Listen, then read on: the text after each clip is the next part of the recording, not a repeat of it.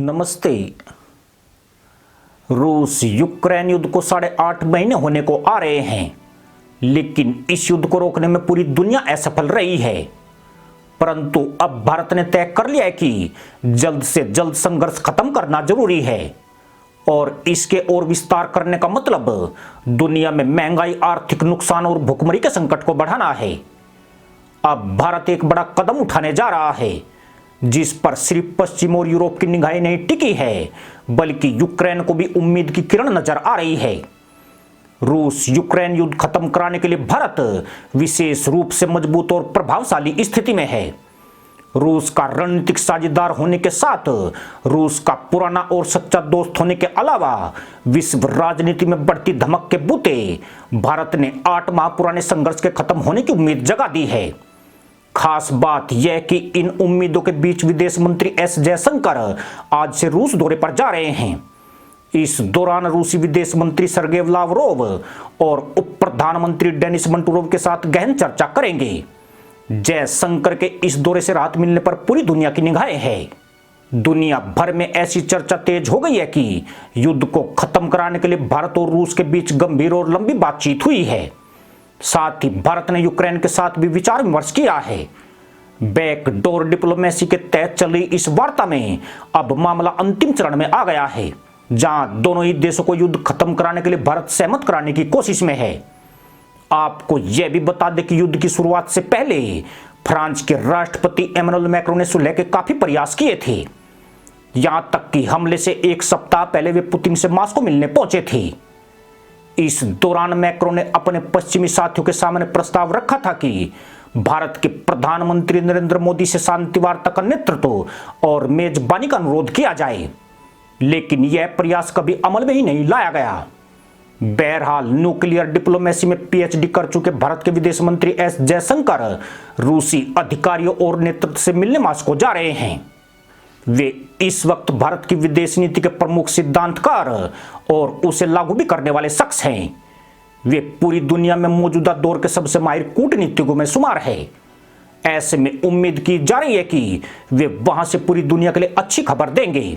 इन उम्मीदों के पीछे असल में ऐसे वाक्य हैं जब भारत ने खामोशी से काम करते हुए दुनिया को बड़ी मुसीबतों से बचाया है।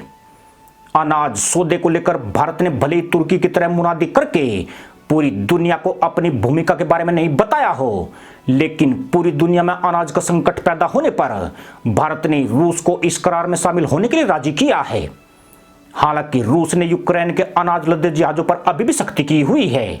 अगस्त सितंबर में जब परमाणु संयंत्र पर कब्जे के लिए रूस जपोरियजिया में भीषण बमबारी कर रहा था, तो पूरी दुनिया परमाणु हादसे की आशंका से भयभीत थी।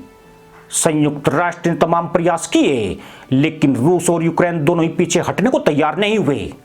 भारत ने रूस को रोकने की जिम्मेदारी ली और अमेरिका से कहा गया कि यूक्रेन को पीछे हटाया जाए।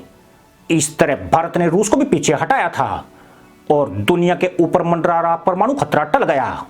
जितने मजबूत भारत और रूस के रिश्ते हैं, व्लादिमीर पुतिन और नरेंद्र मोदी के व्यक्तिगत रिश्ते भी उतने ही प्रगाढ़ हैं। पुतिन के लिए मोदी खास दोस्तों में सबसे ऊपर है।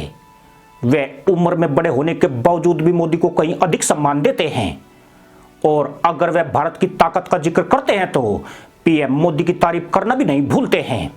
यही वजह है कि दुनिया में यह आशा सशक्त हुई है कि अगर पुतिन को कोई एक शख्स मना सकता है तो वह भारत के प्रधानमंत्री नरेंद्र मोदी है।